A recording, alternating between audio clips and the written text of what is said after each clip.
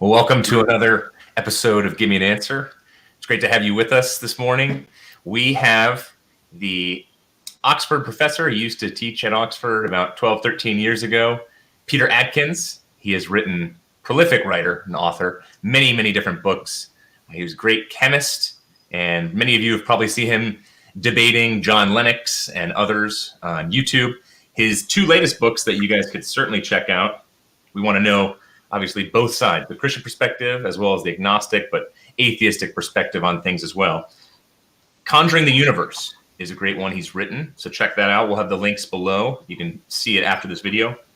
And then two, On Being, a scientist explains the great questions of being. So see those links, and we are going to have a hard-hitting conversation, maybe with a few even debate elements if we're fortunate. So thank you, Peter, for coming on. Pleasure. All right, do we have his audio? He's not. Peter, I think you're on mute. No.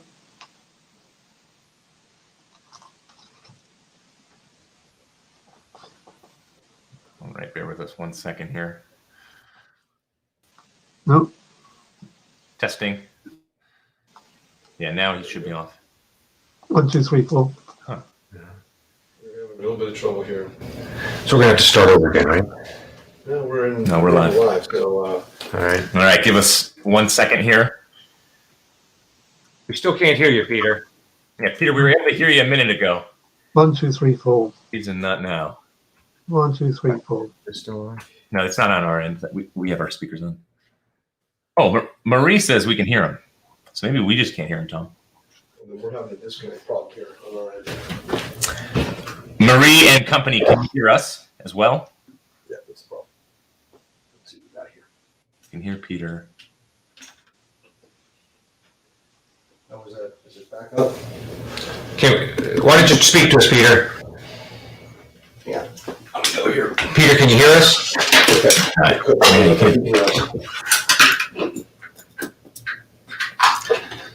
All right, bear with us 1 second here. Testing. Can you hear us, Peter? I can hear you. Oh, good. Now we hear you, sir. Yeah, All right. we're fine now. Okay, let's start us off with the first question here for Peter. All right, Professor Atkins.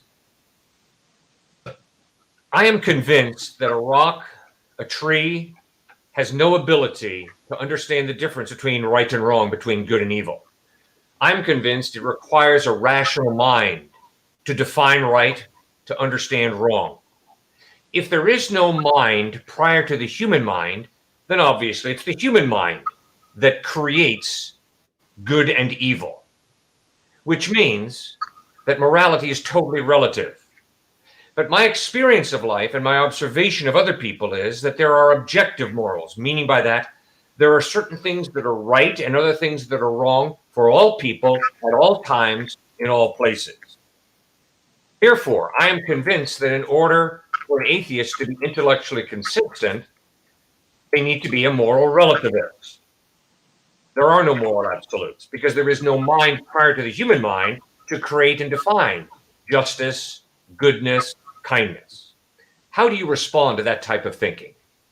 Oh, broadly by agreeing with you entirely. I mean, the reason why a stone and a tree don't have moral views is that they're very simple entities, whereas we, who do have moral views, are very complex entities, and that our brains have evolved over the millennia to the point that we can consider the consequences of our actions.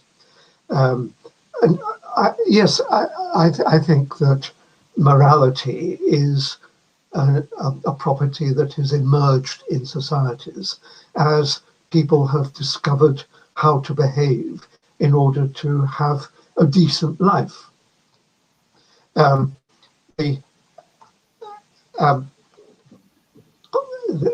we have to find an understanding of what is right and wrong.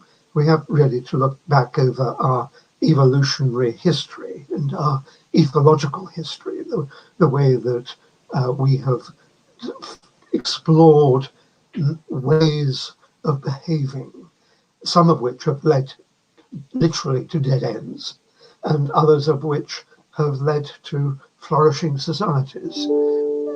we more or less have a flourishing society with some impediments here and there. Not everyone knows the difference between good and evil. I think if you looked at a jihadist who goes out to murder in the name of Allah, he thinks that he is doing good, whereas we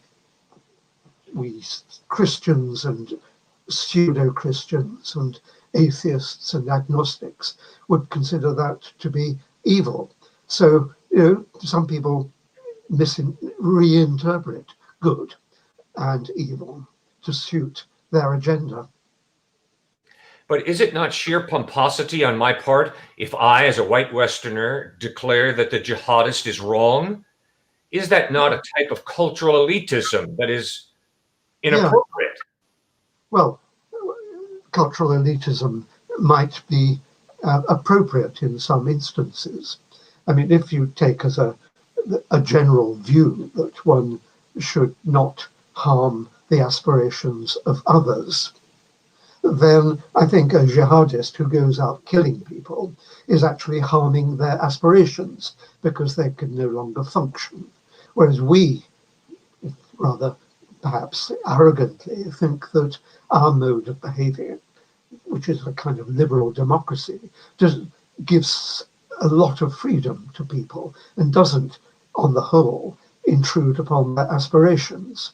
So if you agree that not harming another person's aspirations is good in some sense, then ours is a better society. But perhaps when it comes to certain societies, obviously in Africa, certain countries within Africa, you have different definitions of the good. So honor killings are better for the community, or you have genital mutilation of females. That's considered better for the community. And it makes me think of this Western liberal secularist female in the Boston Globe, and she traveled to Africa and went to one of these villages, and she tried to take her kind of white Western elitist approach and saying, well, this is not the good for everybody. Let me define it. And she thought she was fighting for social justice, humanistic rights and wrongs, but she went back disillusioned here to the States because she realized their definition of the right and wrong was different in terms of how humans flourish. How would you respond to that? Well, I think there's a place for cultural relativism and a place where it should not apply. If you take the view, the principal view, which I mentioned a moment ago, that you should not intrude upon the aspirations of others, then I think all the mutilations and honor killings that you've mentioned were despicable. And they're despicable on an absolute value basis. And to come away disillusioned is fine, because you come away disillusioned because the tribe or whatever it is will not accept the imposition of your, as it were, Western attitude. That is the source of disillusion. It's disappointment that you can't get your view across. But isn't morality based on science really reduced to survival of the fittest? And doesn't that mean then that morality comes out of the barrel of a gun? Whoever has the power, their definition of morality wins. And there is no way that I can appeal to an ultimate objective value of justice and tell people who are very powerful and who have lots of guns that they're wrong. I think there are two roots of morality.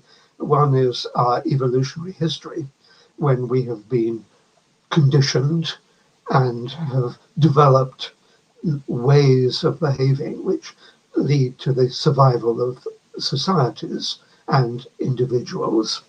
And allied, on top of that, is the fact that we humans have got big enough brains that in moments of quiet reflection, we can consider the consequences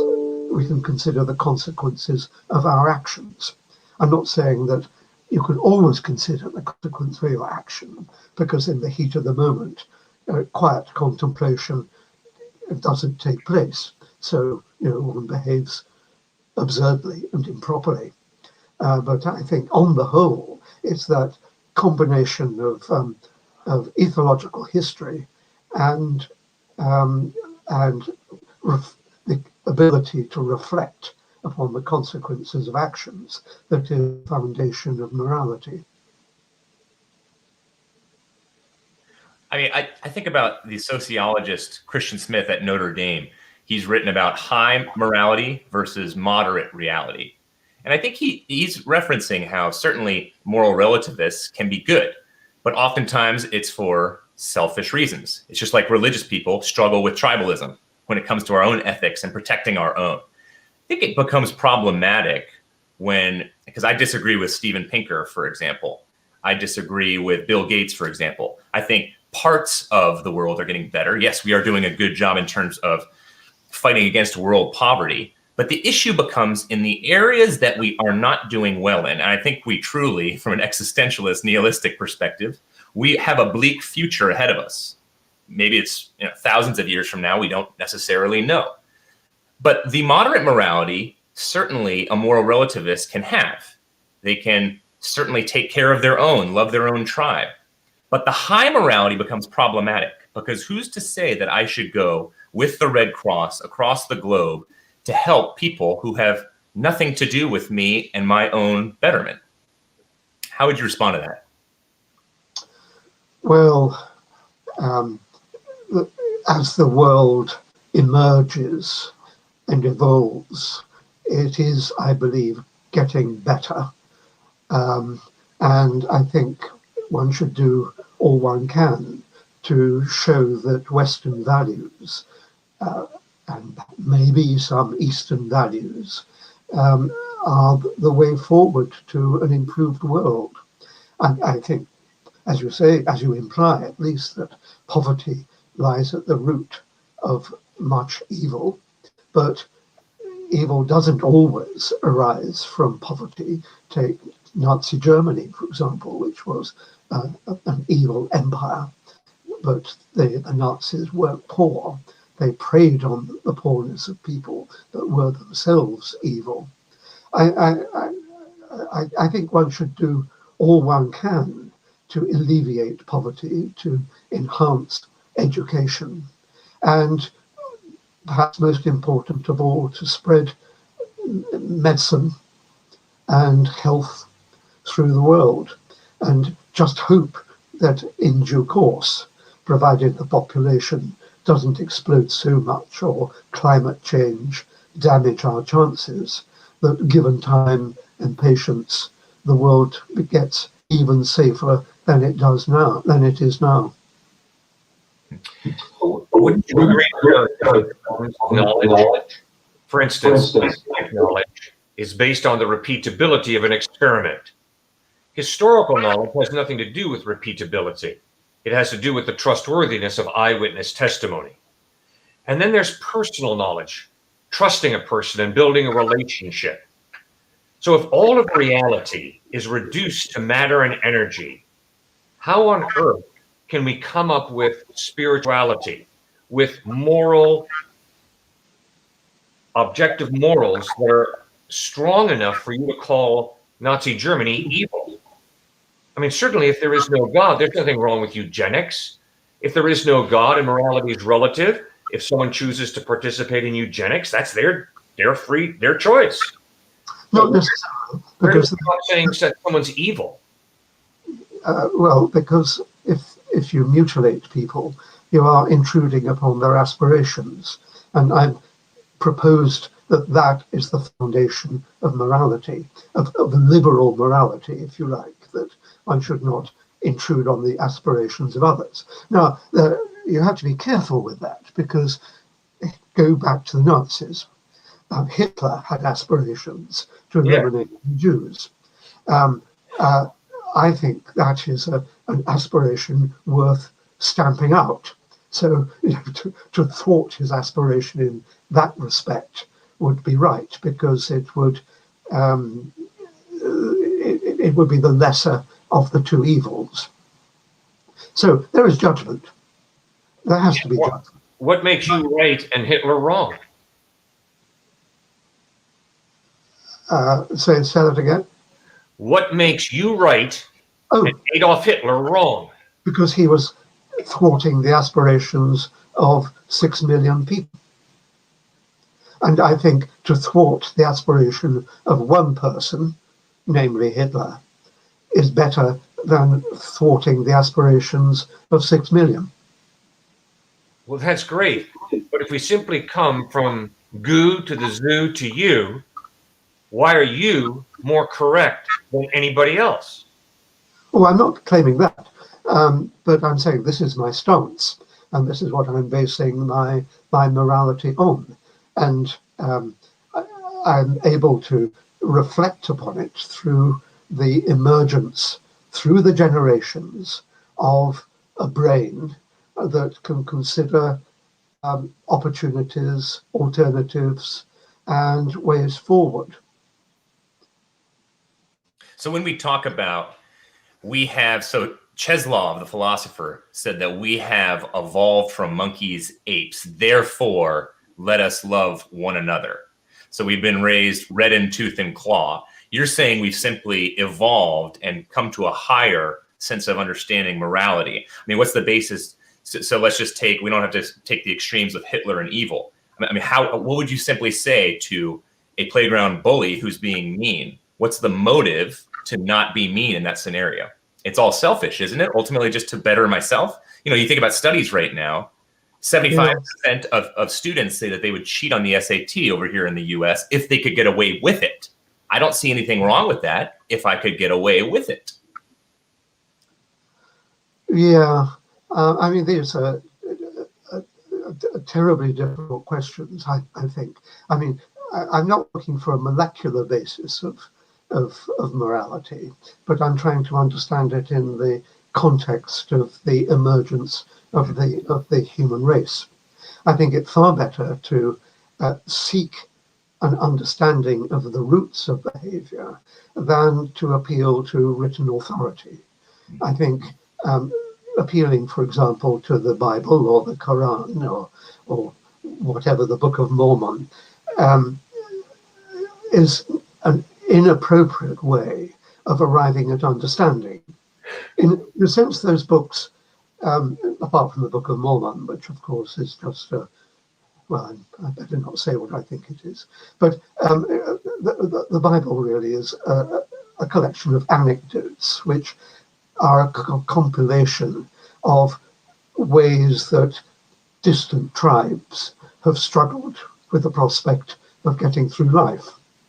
And to import that into our daily affairs is intrinsically inappropriate, although sometimes it might be helpful because it, like the tarot cards. The tarot cards are a fantasy, but they make you think, and maybe reading the Bible occasionally makes you think about what an appropriate course of action might be. But it isn't intrinsically right, and it doesn't intrinsically give understanding. What you have to do in order to get understanding of morality is to use psychology, psychiatry, anthropology, and history to explore the roots of our current behavior. I wonder, though, when it comes to the Bible, you know, Professor Coles from Harvard said that, I mean, all ethical standards that we get are simply footnotes to the Sermon on the Mount. I think when it comes to Judeo-Christian morals, even humanism has come from that. I mean, humanism really was in existence, though, even during the Renaissance and during times of the barbarians. And so it was simply this type of, I want to make myself better and perhaps the society around me better. But ultimately, it failed. And we see with the Humanist Manifesto, it's trying to make a comeback now. But if we lose, especially here in the West, Judeo-Christian values, we are in tremendous dire straits for the future. And well, I have some sympathy with that on the grounds, you know, I'm imbued with Judeo-Christian attitudes because I've lived in that kind of society. And so, you know, I feel naturally comfortable with them. And for reasons that we've been touching on, they are in some sense, but not all of them, good. I think there are some Judeo-Christian principles which are probably not particularly good.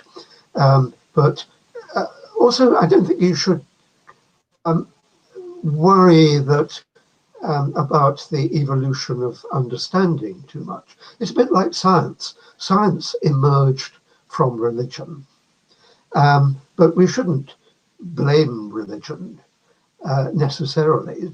But science, we shouldn't blame science for having emerged from religion, I think is really what I want to say. It was a natural, cultural, intellectual progress. And the fact that our understanding of human behavior finds roots and suggestions of the basis in the Bible and so on shouldn't mean that humanism is erroneous. I mean, it's a part of the intellectual evolution of society. I don't think that moral absolutes are based on God arbitrarily decreeing them. I think moral absolutes instead are based on the character of God, which is good. And if you take the character of God out of the equation, you're up a creek without a paddle when it comes to explaining why something is good, why something is evil. The reason something is evil is because it denigrates the intrinsic value of a human being. Well, where does a person get their value from? Certainly not from their culture, certainly not from their own arrogance. A person gets their value from the Creator who created them for a purpose. Therefore, evil is denying the value of a person. Evil is denying the purpose for which God created us, to love and respect God, to love and respect each other. So when you take God out of the equation, the Judeo-Christian ethic falls apart, sir. Well, and I respect your use of the word intrinsic, but sir, if there is no God, there is nothing intrinsically evil. There is nothing intrinsically good. It just is, sir. What is, that's all. It's all just science. It's all just matter and energy. Now, when you and I create values like, well, this is good and that's evil, fine, no problem. We can do that. But we ought to have the humility and the honesty to acknowledge that those are arbitrary. Those are not intrinsic. They're not innate. They're not objective. They're not absolute. There are personal prejudices and biases. Does that make any sense? Yeah. I think your opening few sentences, I think I would recast by replacing the word God in them by evolution. And then I think your position and my position would coincide. But to say that God is the fount of all goodness, I think it ignores the fact that he was, in the Old Testament, he's an evil entity who encourages death and destruction. It's only when you get to the retrospective creation of the New Testament and the creation of a kind of Jesus figure who embodies what we in the West regard as good, that you can begin to like the God that you suggest exists. But you have to exist. You have to accept that there's no evidence for there being a God. It's an entirely man-made construction built on anxiety, fear, and ignorance. All right, you've made two fascinating points. First of all, the Old Testament. All the heroes of the Old Testament had a deep desire to know God better, even though they understood that God judged. When Abraham struggles with God over Sodom and Gomorrah, he's asking, will the judge of the whole of the earth do right? Abraham, Isaac, Jacob, David, all these great heroes of the faith, Hannah, Deborah, Sarah, they saw that God was so good that they wanted to get to know him better. And that's in the Old Testament. Enoch, the man who walked with God. Noah, who floated a boat and went through the flood. These people knew God, and yes, they understood judgment.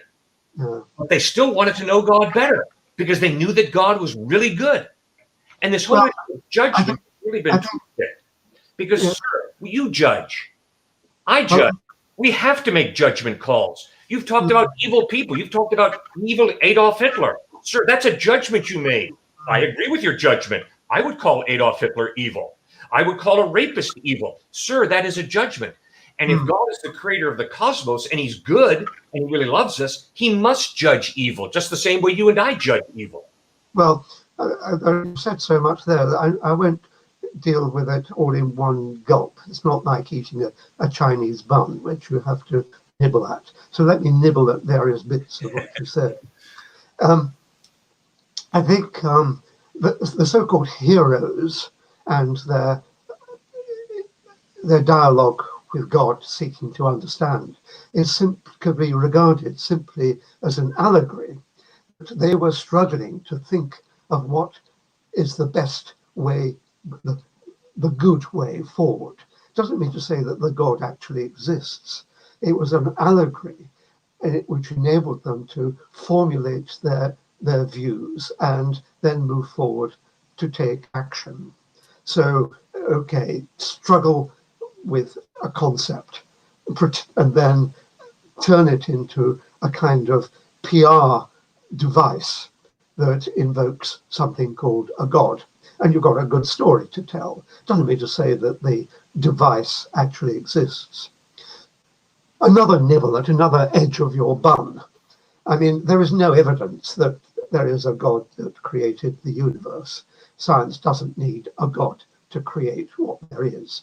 And certainly, I think that there is no evidence that there is a purpose in the universe.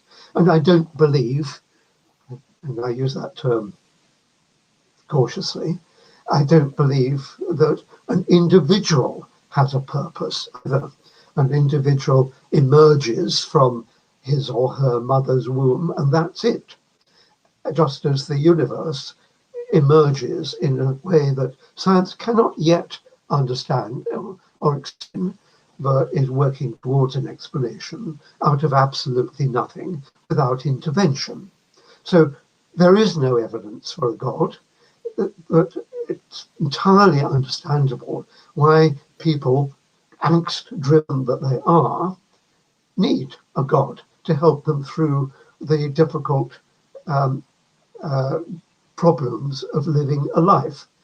A God is a kind of handbook on gardening. Just to look at a garden and think of how to develop it is a very complicated business. So you need handbooks. Life is much more complex than a simple exercise in gardening. And so you need you need more guidance. And some people call that God. Well, when you read the Gospels, you see that God humbled himself, became a man, and then self-sacrificed. Christ lived a life of amazing integrity, not relative integrity, real integrity. He self-sacrificed, and he calls you and me to do that. And he claims that he's God, revealing himself in a way that you and I, with our finite minds, can begin to understand who God is, what God's character is like. And Jesus does not say, believe in God, believe in me, because you're scared to die. No, he says, look at the evidence. And that's what John points out in the Gospel of John. Look at these miracles that Christ performed. This is why you should believe. Paul writes in 1 Corinthians 15, the reason you believe in Jesus is because he rose from the dead. He's not appealing to fear. He's not appealing to anxiety. He's appealing to look at the historical evidence that Christ rose from the dead. Based on the evidence, put your faith in him. Well, there is no evidence for anything that you have just said. A miracle. What's the evidence that the laws of nature are going to hold tomorrow? That's not a miracle. There's no evidence. There's no evidence. You can't prove to me scientifically, sir, that the laws of nature are going to hold tomorrow. No, I'm not going to try to. Right. Sir, there are many different types of knowledge. It doesn't mean that the laws of nature are not going to hold tomorrow just because we can't prove it. There's evidence based on history. The laws of nature have existed in the past and have not been contravened. Right. I mean, there has never been anything that a miracle has never occurred. I take David Hume's remark that it's always easier to disbelieve the reporter than it is to believe what he actually reported. So miracles are fantasies. even the physicians in the Vatican who have to verify that a miracle has occurred in order for a beatification and a canonization to occur are the incompetent doctors, and they don't understand the workings of the human body and its immune system. A miracle of any kind has never occurred. A resurrection. You believe in the miracle that life comes from non-life. Sir, that is a miracle. You believe in the miracle that the rational comes from the non-rational. That is a miracle, sir. You believe in the miracle that consciousness comes from non-consciousness. Sir, that is a miracle. And you believe that morals come from matter and energy. That's a miracle. The problem is you don't have a miracle worker. You don't have a God. But you believe in miracles the same way I do. No, I don't. I think you're misusing the word miracle. Life emerged from the inorganic in a manner that took place by a series of physical and chemical steps. That's a miracle. Yeah. You can't duplicate that in a lab today, sir. I understand now. I understand. You mean that anything that happens is a miracle? No. I mean, Yes. if you can't scientifically show it, if you hold science as being a summary of human knowledge, that's what knowledge is. You can't scientifically show me that life comes from non-life. It's impossible. It would be a miracle if you would let me to say what I want to say. There's a miracle. Thank you.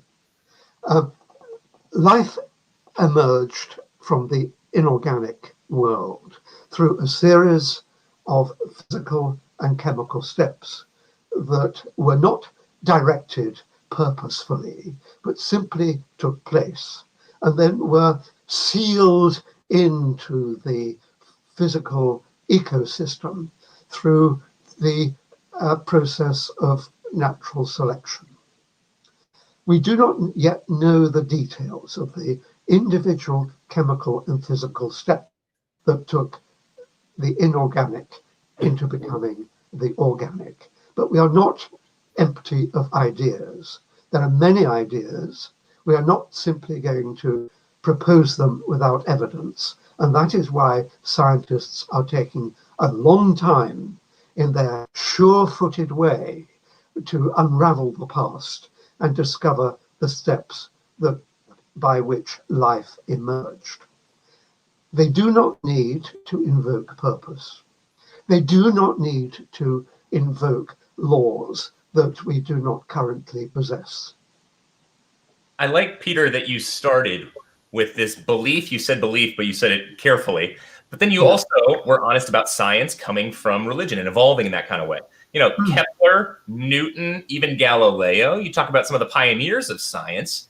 They became scientific because they saw these laws, and so they invoked a lawgiver. And they said, let's chase it. We can make sense of these eventually, rather than the more linear cultures that became cyclical, like Islam, like Buddhists. There was no A to B to Z for those cultures. But scientifically, these Christian scientists who started science understood that there was a true lawgiver and that they could chart the course ultimately of this lawgiver. Sorry, Peter, just one more second here. I think, too, when it comes to the miraculous, your guys' discussion here is very interesting on the miraculous. I probably agree with parts of both. But for me, it's kind of, you can't even begin the discussion because Peter or an atheist couldn't even test for a miracle if it occurred. And what I mean by that, if I chopped off my arm and it began to grow back, you ultimately would not say that's a miracle, because miracles are based on a few different things. One of those is replicability, so you're not going to be able to replicate it. And then two, a natural cause. And there's clearly not a natural cause for my arm growing back. The vast majority of the world believes in miracles. The West has a much tougher time of it, but you look at near-death experiences and we're coming along in different types of ways. But then also in terms of when I hear you use belief, that word a couple times, I think you cannot prove that there is no God, obviously. So that is a belief. That's even potentially a miracle, because you cannot take God, put him in a test tube, and scientifically replicate or from a natural cause say God does not exist. So it takes understanding of belief from both sides, which is why I like that you use the word belief. I think you can almost prove that God doesn't exist. Very difficult always to prove negative. And of course, God might be just pulling my strings at this very moment. Who knows? But first of all, you can ask whether there is any aspect of the universe that science potentially cannot explain. If there is, then that opens the door to the existence, the possible existence of God. But if there is no aspect of the universe that science cannot at least potentially explain, then there is no need for a God. Secondly, another prong for the dismissal of God thesis is that it is easy to understand why people are desperate for there to be a God. So there is a powerful drive towards believing in a God's existence, even in the absence of evidence. And that drive is personal anxiety about what happens after you're dead, ignorance about the understanding the complexity of the world and looking for simple explanations. And God, frankly, is a simple explanation of aspects of the world that science finds it very difficult to explain, but is coming to explanations. So first of all, you don't need a God, because science can do everything that God was imported and invented to do. And secondly, you can understand why people are desperate for there to be a God. And as to all those scientists who believed in God, people like Newton and Faraday and so on, I mean, they just were at the early stages of the transition from religion into science. They were brought up in a cultural milieu where everyone believed in God, and it gradually led to the emergence of the modern world, where you don't need to believe in God. But I would say, too, that atheists have a very similar drive not to believe. It's just on the other end of the spectrum. You know, you could talk about Freudian wish fulfillment or Martin Luther's supposed death anxiety. But I would say, you know, you chart the 100 most prolific atheists, perhaps in the last 200 years, Bertrand Russell and many others. And psychological studies show that they had fathers who were either absentee or who had died or who were abusive. And I think that translates over into perhaps not wanting a father figure, a spaghetti monster who has some type of stick over us. Obviously, the Christian God is not that type. And so much of me doesn't want there to be a God, because I want to live a very hedonistic lifestyle. I want to live a lifestyle where there's no quote unquote strings attached. I want to live a lifestyle where I don't have to make tremendous commitments. So I think I have more of a motivation to not believe in God than to believe in God emotionally. Yeah, well, people are brought up in different ways. The power of cultural conditioning is quite extraordinary. If one's brought up in a Christian milieu, then it's very difficult not to be a Christian. It takes courage to discard the cultural conditioning that children are exposed to. For me, it takes far more courage to bust out of my arrogance that basically loves to say, I am God. I am the one who creates right and wrong. I define the meaning and purpose of my life. I define why people are significant and why other people are not significant. To bust out of that human arrogance is incredibly difficult for me, and it demands great courage on my part to humble myself before God. But when I'm confronted by God bleeding and dying on a cross, self-sacrificing, I am confronted by a moral absolute of love that from my experience in life rings true. That, gosh, that is the purpose of life. But sir, if there is no God, there is no such thing as love. If there is no God, love is simply a chemical reaction. You might call it love, you might call it whatever you want to call it, but it's just a chemical reaction, which means if there is no God, when a man looks into the face of a woman and says, I love you, what he really means is, you sexually excite me. You turn me on. Therefore, I quote, love you. That's all there is to love. You're a bag of chemicals. I'm a bag of chemicals. If you reduce all of reality to matter and energy, my experience of life contradicts that. Science is a wonderful branch of knowledge, but so is history. So is personal relationship. You don't go on a scientific date. I don't go on a scientific date. When I met a student at MIT who said, I date my computer, that's tragic. We're not computers. We're not simple robots. The fact that I know myself shows I'm not a robot. A robot does not know that it is a robot. A human being has consciousness and knows I am not a robot. In other words, there's more to me than just a complex bag of chemicals. That's the way every atheist friend of mine lives their life. It's the way I live my life, which demands some type of mind outside of matter and energy, some type of eternal God, eternal being. That's not based on angst or fear of death. It's based on looking at reality and trying to find out, how do I live in harmony with reality? Yeah, absolutely. But the rest of what you said was total nonsense, of course. You are a bag of chemicals. You are nothing more than a bag of chemicals. You are a bag of very intricately arranged chemicals interacting with each other. And I'm afraid the whole basis, go away, go away, please, go away. Sorry. It's all right, take your time. The basis of a person's behavior is sorry about that. Can you cut this from anything that goes up? Yeah, sure. Yeah, my wife is not well. I'm sorry. Yeah.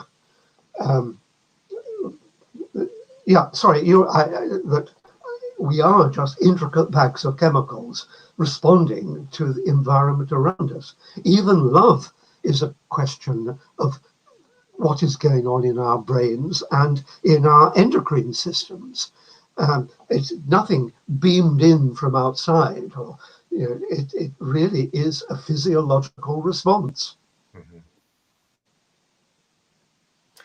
I mean, I think of love, though, as the intangibles. I don't know if you've read the book Into Thin Air, and it's a famous Harvard psychologist who's dying of cancer, and he becomes a Christian because of all these intangibles. I think of, for me, when it comes to love, just looking at it as oxytocin and endorphins and serotonin flowing in such a way.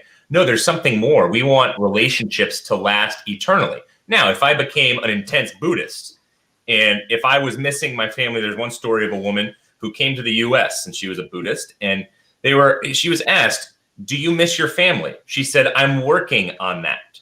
And what she meant was, no, I cannot love, and I will not love. I need to have this healthy level of detachment because I know love will not last ultimately.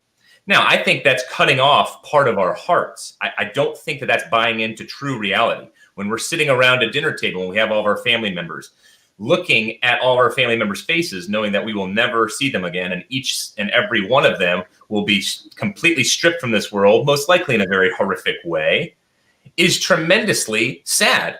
And I have to cut off part of my heart if I think that that's truth. So living into the reality that this is not simply a brute matter of we need to change and we need to fix our wishful thinking and live into reality and not have these types of fears, I think it aligns way more so with meaning and purpose. And I think you're right to say that purpose, you can manufacture that here in the world, but I ultimately think that it's way more intellectually honest. It fits and jives with our emotions to connect with something transcendent. And obviously Viktor Frankl talked about that when he was in the prisoner of war camps. Those who did not become nasty, those who did not become suicidal, those who did not start teaming up with the Nazis were the ones who believed that there was some type of God outside of the camps, that they could have meaning and purpose found in that God. Or it's like David Foster Wallace, who said before he committed suicide, he said, if you want something here on earth that will not really eat you alive, well, then you're going to have to switch your idols here on earth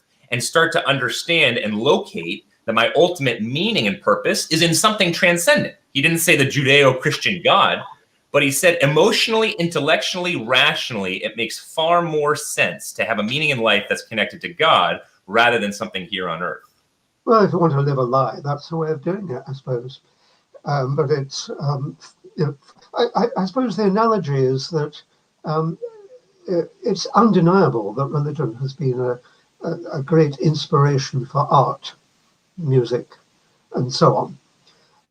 But that doesn't mean that it's true. It just means that the idea is deeply embedded in people's psyches. So by all means, enrich life by believing in certain things, but don't think that you're exposing the truth, the ultimate reality of the world. Mm-hmm.